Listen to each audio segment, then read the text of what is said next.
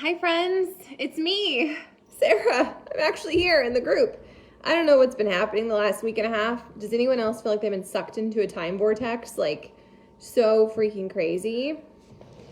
But I'm here. I'm going to catch up on a couple things. I'm going to make sure you guys have some fresh content, including a new meal plan and some other things like that. What else do you need to know? That new Jericho and Elise program is launching today. If you're interested in that, let me know. I'm not choosing to do it next. I'm starting 9-week Control Freak on Monday. So if you're in between programs, you're just getting started, you're welcome to do that with me. If you are going to do it, I really want you to have the control track, because I've done it with the control track and I've tried off the wall, and I just think that they're two totally different programs, and I love it with the track. Okay, so if you have questions about what that means, let me know. If you can't afford to unlock anything else, that's totally fine. Like, we have so many awesome things available to you. Okay, so I want to help you figure out what is the next thing for you if you need help. So if you need help, I'm here. I'm going to hit my inbox, so meet me there and we can make a plan. A couple things I want to talk to you about is accountability. So if you are here in this space, it's because you are directly working with me, or you're linked to one of my coaches, which is why you have access. And even if I'm not your official coach, you still have access to me. And if you need support and you need like accountability, then lean in for it. Okay, I think most of you have my cell phone number. If you don't, message me. I'm happy to give it to you. If you just need an extra like check-in, okay, I can't babysit. I can't show up in your inbox every single day, but I know that accountability is a game changer. And yesterday, Lindsay and I chatted back and forth. Danielle and I have been chatting back and forth about nutrition. Like, I need it as much as you guys need it, and there's nothing wrong with that. If you're feeling off kilter or you're feeling like you just need an extra boost, show up for it. You got to raise your hand though, and you have to be willing to say, this is the area I'm struggling in. Autumn said something today. I paused my workout and I wrote this down because I want to share it with you, and then I actually wrote about it in my stories. And because I'm really tired, I have to read from my stories, because you know those like glimpses of inspiration can sometimes leave, right?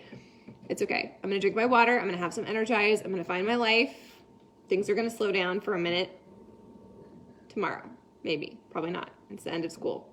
But anyways, Autumn was talking about how there is no try. There is no try, okay? We're not freaking, who was the Star Wars person that said try or try not? I don't know. Yoda? Did Yoda say something about trying? I don't know. Maybe Yoda and Autumn are on the same page. But basically she said there is no try. You either do or you don't. Don't give up on yourself. Stop making excuses. And I was thinking about that today, that we,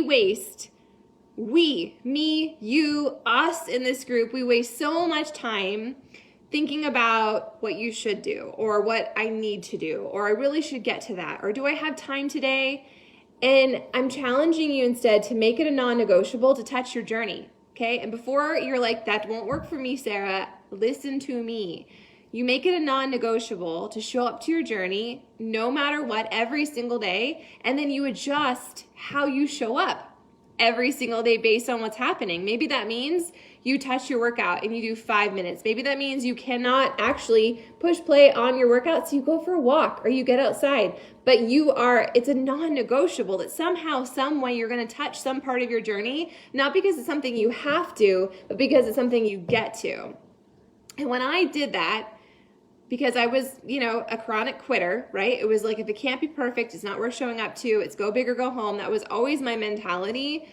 And it didn't serve me, and it didn't bring me joy, and it didn't make me proud, and it didn't move me further along on my journey. Instead, it created this kind of ruler and this benchmark for how far I was either excelling or whether or not I was sucking. And that is a really fast way to remove all the joy and all the momentum and all the organic growth from your journey, okay? So when I decided that no matter what, I was going to show up to my journey, and the no matter what just meant if I had the space to do all of it, I did all of it. And if I didn't, if I was exhausted, then I would reframe how I showed up. Maybe that nap that I just took was me showing up to my journey, maybe going for a walk, or choosing to turn off the TV or stop scrolling and actually consume some kind of, media that inspires me, or meditate. Like, those are ways I show up to my journey no matter what. And so when I changed the narrative in my head around what that meant, it gave me so much more space to actually just be in my journey. Does that make any sense to you? Okay, so on stories I wrote, if you remove the option to show up and instead you're going to no matter what, it changes everything.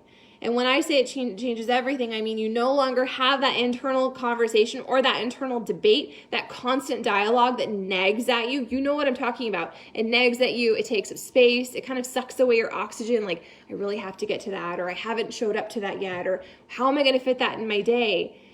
If you remove that, instead of thinking that you should do it, or you need to do it, or you have to do it, instead, you just take action and you do what you can. If it's 5 minutes, it's 5 freaking minutes, and you count it as your victory, you count it as your win, because some way, somehow, you collect proof that you are on the journey and that you are prioritizing yourself. And you're perfectly capable of that. This journey is yours. So stop trying to make it look like someone else's or something else's, or stop trying to measure it up to a different season you were in once upon a time, before kids, or when you had your job looked different, or when you lived in a different place. We do this. Like, we don't just compare with other people on social media, but we also compare with who we were once upon a time. And I have news for you, sister. You will never be who you were once upon a time, whether that's pre-kids or pre-career or pre-move or pre-divorce or pre-whatever. You can't go back in time because you were a different version of yourself. And now you've grown and you've learned, and maybe you have some war wounds, and that's okay. It's made you who you are today. So stop comparing and take freaking action. Like Autumn said, there's no try. You either do or you don't. And that doesn't mean it's all or nothing. It means you decide you're going to touch it no matter what. And yesterday was a Monday. And I hate missing a Monday, right? It sets the whole tone for your week. But I got on Zoom and I didn't have the energy. I just didn't have the energy. I didn't want to. I didn't feel like it. I always say, give it 5 minutes, 10 minutes, see how you feel. I didn't even want to do that. So I met myself where I was at. It's a non-negotiable for me. So I stretched. I did that control stretch, which is actually part of the 9-week Control Freak program. If you haven't tried it, you can do that with anything. It's a great evening stretch, daytime stretch, rest time stretch. It's a great, I don't have time, but I'm going to touch my journey stretch. So I did that. And then I went on about my day. And I was like, it was still gnawing at me that I hadn't shown up the way I wanted to, that I hadn't followed through on a promise to myself that it was a fresh week. I was going to be back on track with my nutrition. Does this sound familiar? And so I messaged a bunch of you yesterday, and I heard back from a few of you, and Lindsay was struggling, and I was like, let's do it. Like, I'll get on Zoom with you. I will get on Zoom with you. Okay? Show up for it. Ask for it. Be the author of your story. It doesn't need to look like you think it should. It just needs to be yours. And every single day is a living, breathing, organic thing. So give yourself grace around it, but stop making excuses and stop coming up with all the reasons why you can't.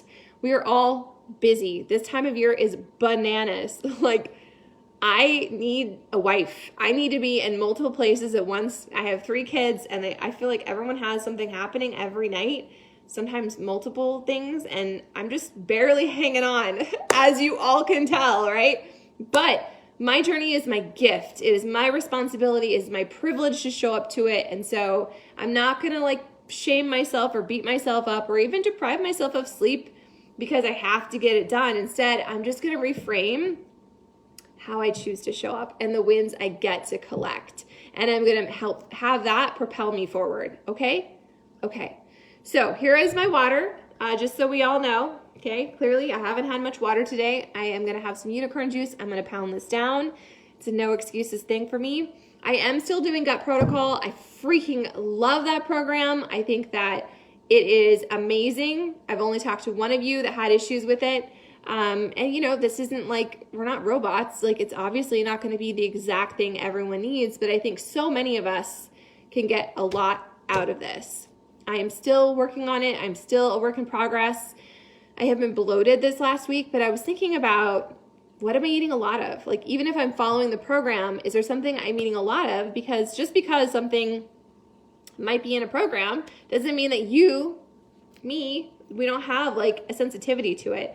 So this is a side note. I'm recommending gut protocol. If you want to get started, let me know. If you are doing it and you've kind of fallen off track, and you need some accountability, let me know, okay? I am right there with you. Yesterday, I woke up from my nap and I was real mad. Somebody eating all my licorice. Thankfully, somebody eating all my licorice because I didn't eat it and it's a fresh week.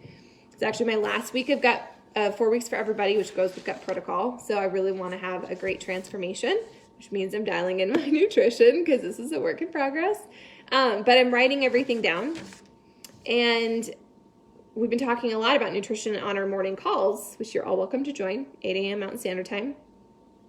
So I was like, this book is something that I have gone back to over and over throughout the years. It is Eat Right for Your Blood Type. And I think there's a lot of #does in here. It makes sense that based on your heritage and where your ancestors are from, you are going to be predisposed to certain kinds of food working for you or certain kinds of exercise just based on the way you were designed once upon a time, right? Even though I'm no longer living in Europe and I'm in Montana, it just makes sense, okay? So I know what my blood type is. If you don't, you really need to find out, not even for this. I think it's an important thing to know. So I am an O negative. And this is an awesome tool. So it's Eat Right for Your Blood Type. You don't even have to get the book. You can literally just Google it or DuckDuckGo, whatever your search engine is. Your blood type, which if you don't know, call your OBGYN. They have it on file.